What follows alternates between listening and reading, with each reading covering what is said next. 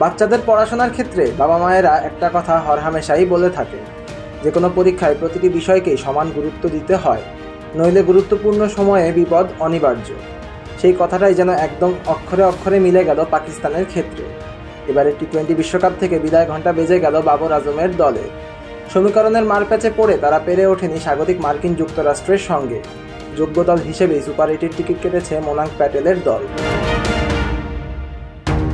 কানাডার বিপক্ষে পাকিস্তানের ম্যাচ জয়ের পর সমীকরণটা ছিল সাজানো। ভারতকে জিততে হবে তাদের শেষ 2 ম্যাচে, কোনোভাবেই পয়েন্ট পেতে পারবে না মার্কিন যুক্তরাষ্ট্র। এরপর আয়ারল্যান্ডকে হারাতে হবে পাকিস্তানকে, তবেই সুপার 8-এ যেতে পারবে বাবর আজমের দল।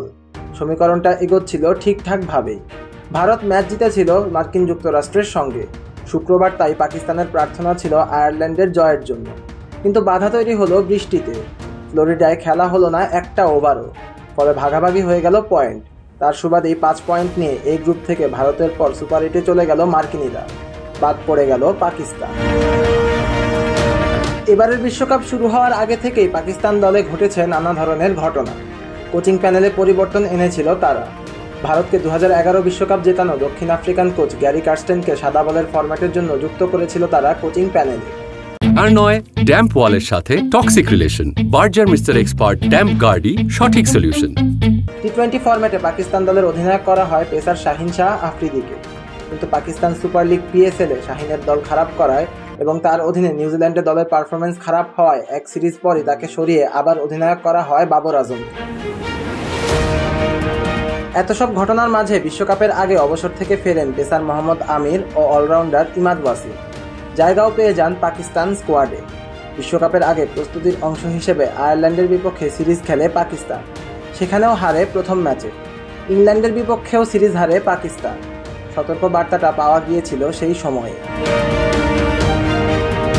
বিশ্বকাপে পাকিস্তান তাদের প্রথম ম্যাচ খেলতে নামে স্বাগতিক মার্কিন যুক্তরাষ্ট্রের বিপক্ষে।